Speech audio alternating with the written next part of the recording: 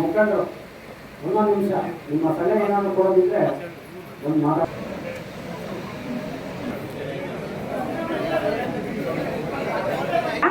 ಏನು ವೇದಿಕೆ ಮೇಲೆ ಆಸನರಾಗಿರ್ತಂತ ವಿಧಾನ ಪರಿಷತ್ ಸದಸ್ಯರಂತ ರಾಜಣ್ಣನವರಿಗೂ ಮತ್ತು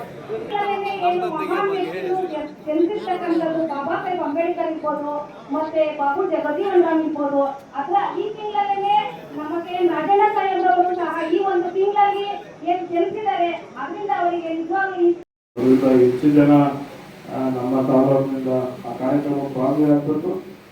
ಸನ್ಮಾನ್ಯ KM ರಾಜಣ್ಣವರ ವಿಶ್ಲೇಷ ಮದುವೆಯಾಗಿ 45 ವರ್ಷ 45 ವರ್ಷದ ಅವತ್ತು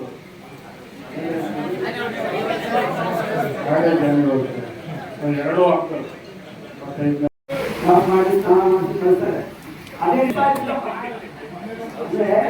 ನಾವು ಹೊರಗಡೆ ಓಡಾಡ್ತಾ ಇರ್ಬೇಕಾದ್ರೆ ರಾಜಕಾರಣದಲ್ಲಿ ಅಥವಾ ಬೇರೆ ಚಟುವಟಿಕೆಯಲ್ಲಿ ನಮ್ಮ ಮುಂದೆ ನಮ್ಮ ಶಕ್ತಿಯಾಗಿ ನಮ್ಮ ಮನೆಯಾಗಿರ್ತಾರೆ.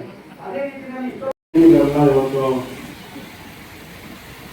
ಈ ಭಾಗದ ಶಾಸಕರು ಮತ್ತೆ ಸನ್ಮಾನ್ಯ KM ರಾಜಣ್ಣವರು ಇವತ್ತು ಆ ಮಹಿಳೆಗಳನ್ನ ಕಾಣ್ತಾ ಇದ್ದಾರೆ.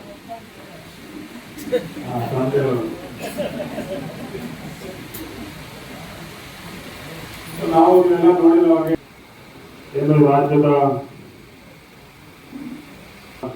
ಅಮೃತ ಮಹೋತ್ಸವ ಕಾರ್ಯಕ್ರಮವನ್ನ ಆ ಸಮಿತಿಯ ಅಧ್ಯಕ್ಷತೆಯನ್ನು ಸನ್ಮಾನ್ಯ KM ರಾಜಣ್ಣವರು ವಹಿಸಿದ್ರು. ಎಲ್ಲರಿಗೂ ಗೊತ್ತಿರುವಂಥದ್ದು. ಮತ್ತೆ ಆ ಕಾರ್ಯಕ್ರಮ ನಾನು ನೋಡಿರುವಾಗೆ ಮತ್ತೆ ಎಲ್ಲರೂ ನೋಡಿರುವಾಗೆ ಒಬ್ಬ ವ್ಯಕ್ತಿಗೆ ಅಷ್ಟು ಜನರನ್ನ ಬಂದಿರುವಂಥದ್ದು ಇಡೀ ರಾಜ್ಯದಲ್ಲ, ಇಡೀ ರಾಷ್ಟ್ರದಲ್ಲೇ ಆಗುವಂಥದ್ದು. ಬಹಳ ಜನ ಒಂದು ಕಾರ್ಯಕ್ರಮಕ್ಕೆ ಭಾಗಿಯಾಗಿದ್ದೀವಿ. ಏನೆಲ್ಲ ಸಮಸ್ಯೆಗಳಾಯ್ತು ನಿಮಗೆಲ್ಲ ಗೊತ್ತೇ ಇದೆ. ನಾವೆಲ್ಲ ಬೆಳಗಿನ ಜಾವ ಹೋಗಿ ತಲುಪಿ ವೇದಿಕೆಗೆ ಹೋಗ್ಬೇಕು ಅಂದ್ರೂ ಕನಿಷ್ಠ 3-4 ಗಂಟೆ ಟೈಮ್ ತಗೊಳ್ಬೇಕು. ಯಾರೆಲ್ಲ ಸ್ವಲ್ಪ ತಡವಾಗಿ ಮಂದಿನ ಬಿಟ್ಟರೆ ಅಷ್ಟೇ ರೀತಿ ಯಾರು ತೊಂದರೆ ಇಲ್ಲ. ಏನೆಲ್ಲ ಕಷ್ಟಗಳನ್ನ ನೋಡಿದ್ರು, ಅಧಿಕಾರ ಇರ್ಬೋದು, ಅವ್ರ ಜೊತೆಗಿದ್ದವರು ಯಾರೆಲ್ಲ ಅವತ್ತಿದ್ದಂಥದ್ದು ಇವತ್ತು ಯಾರೆಲ್ಲ ಅವ್ರಿಗೆ ಸಹಕಾರ ಕೊಟ್ಟಿರುವಂಥದ್ದು ಅವರ ಏಳಿಗೆಯಲ್ಲಿ ಯಾರೆಲ್ಲ ಅವ್ರಿಗೆ ಜೊತೆಗಿದ್ದಂಥವ್ರು ಯಾರೆಲ್ಲ ಅಷ್ಟೇ ಏನೋ ಸಮಸ್ಯೆಗಳು ಮಾಡಿದಂಥವ್ರು ಯಾರು ಇಲ್ಲ, ಮಾಡಿದಂಥವ್ರು ಸಮಸ್ಯೆ ಮಾಡಿದಂಥವ್ರು ಯಾರು ಇಲ್ಲ, ಇದ್ದಂಥವ್ರು ಬಹಳ ಜನ ಯಾರು ಇಲ್ಲ. ಅಂದ್ರೆ ಏಜಾಗಿ ಹೋಗಿದ್ದಾರೆ, ಇವ್ರ ಕಡೆಯಿಂದ ಸಮಸ್ಯೆ ಆಗಿಲ್ಲ.